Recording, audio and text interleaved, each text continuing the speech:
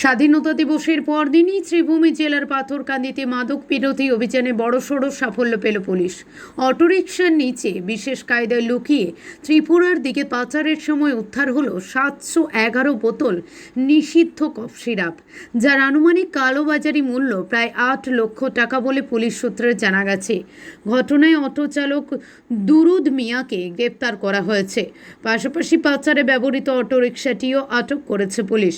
Police সূত্রে জানা যায়, গোপন খবরের ভিত্তিতে পাথরকান্দি থানার ওসি বিশ্বজিৎ দেউরির নেতৃত্বে এসআই হীরক জ্যোতি দাস সহ পুলিশের একটি দল ময়না বাইপাস এলাকায় নজরদারি চালায়। এ সময় শ্রীভূমির দিক থেকে ত্রিপুরাগামী TR02B/4000 নম্বরের একটি অটোকে সন্দেহ হওয়ায় থামিয়ে তল্লাশি চালানো হয়। প্রাথমিক তল্লাশিতে কিছু না মিললেও পরে অটোর নিচে বিশেষভাবে তৈরি গোপন অংশে বেশ কয়েকটি বস্তা দেখতে পান পুলিশ কর্মীরা। বস্তাগুলি খুলতেই বেরিয়ে আসে একের পর এক কফ সিরাপের বোতল। গণনা করে মোট 711 বোতল উদ্ধার হয়। ধৃত চালক দুরুদ মিয়া উত্তর ত্রিপুরার সোনাপুর গ্রামের বাসিন্দা এবং রহিম আলীর ছেলে বলে জানা গেছে।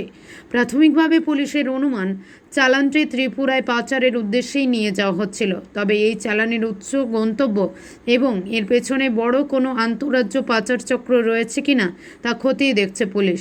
ধৃতকে জিজ্ঞাসাবাদের পাশাপাশি মাদক নিয়ন্ত্রণ আইনে মামলা করে তদন্ত শুরু হয়েছে। শ্রীভূমি থেকে জাহির আব্বাসের রিপোর্ট, প্রতিদিন ত্রিপুরা। নাকা চেকিংটো ৰেগুলাৰ লগাই থাকোঁ। শ্ৰীভূমি পুলিচৰ তৰফৰ পৰা, পাথাৰকান্দি পুলিচৰ তৰফৰ পৰা লগোৱাই থাকে, বিভিন্ন ঠাইত লগোৱা থাকে। তো আজি ৰাতিপুৱা 8:45 বজাত নীলাম বজাৰ পিনৰ পৰা ত্ৰিপুৰা অভিমুখে অটো এখন আহি আছিল। অটোৰ নাম্বাৰ আছিল ত্ৰিপুৰাৰ গাড়ী TR02B/4000। এইটো গাড়ী আহি আছিল। অটোটো আহোঁতে আমি যিটো পাথাৰকান্দি নোপাওঁতে মইনা বাইপাছ পাই তাতে আমি তল্লাচী চলালোঁ।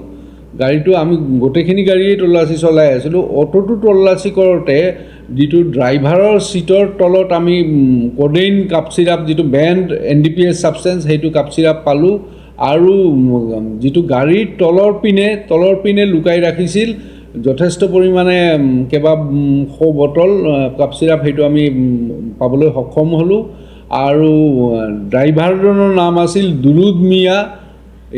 তেখেত নৰ্থ ত্ৰিপুৰাৰ বাসিন্দা। তেখেতে লৈ গৈ আছিল। আমি যিটো অসম চৰকাৰৰ যিটো ড্ৰাগছৰ বিৰুদ্ধে নিৰন্তৰ সংগ্ৰাম সেইটো চলি আছে, সেই মৰ্মে আমাৰ পাথাৰকান্দি পুলিচৰ আজি বৃহৎ সাফল্য হৈছে। আমি আকৌ ধৰিব পাৰিছোঁ। আমি ইতিপূৰ্বেও কেইবাবাৰো ধৰিছোঁ, আজিও ধৰিলোঁ। আৰু ইয়াত আমি সৰ্বমুঠ 711 বটল আমি পাইছোঁ কোডেইন কাপ চিৰাপ, যিটো বজাৰ মূল্য আনুমানিক প্ৰায় 8 লাখ টকামান হ'ব। 8 লাখমান হ'ব। জব্দ কৰা হৈছে বটলখিনি।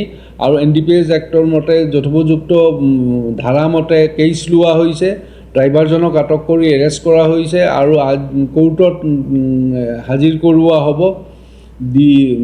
যিটো জুডিচিয়েল কাষ্টডিৰ কাৰণে আমি পঠাম আৰু ৰিমাণ্ডৰ কাৰণে আমি লিখিম। আৰু পোষ্টাছ কৰিবলৈ আছে। বেকৱাৰ্ড ফৰৱাৰ্ড লিংকটো ক'ৰ পৰা গাড়ীত পেকিং হৈ আহি আছিল সেইটো আমি জানিব লাগিব। ত্ৰিপুৰাত ক'লৈকে যাই আছিল, ডেষ্টিনেশ্যনটো কাৰ ওচৰত গৈ ডেলিভাৰী ডিল হয়, সেইখিনি বেকৱাৰ্ড ফৰৱাৰ্ড লিংকটো আমি ভালদৰে চালি জাৰি চাম। সেইমতে আমি যথোপযুক্ত ব্যৱস্থা ল'ম। আৰু আমাৰ সন্মানীয়া SSP শ্ৰীভূমি জিলাৰ লীনা দলে মেডামৰ আণ্ডাৰত আমি নিৰন্তৰ সংগ্ৰাম চলাই আছোঁ। অসম চৰকাৰৰ নীতি আমি আখৰে আখৰে পালন কৰি আছোঁ। ড্ৰাগছৰ বিৰুদ্ধে অবিৰতভাৱে সংগ্ৰাম চলি আছে, চলি থাকিব। আমি কোনোমতে ড্ৰাগছ সহ্য নকৰোঁ। ইয়াত আমাৰ অঞ্চলেদি ড্ৰাগছ সৰবৰাহ কৰিব নোৱাৰে আৰু ইয়াত কোনো প্ৰচলন কৰিবলৈ আমি কোনোমতে নিদিওঁ।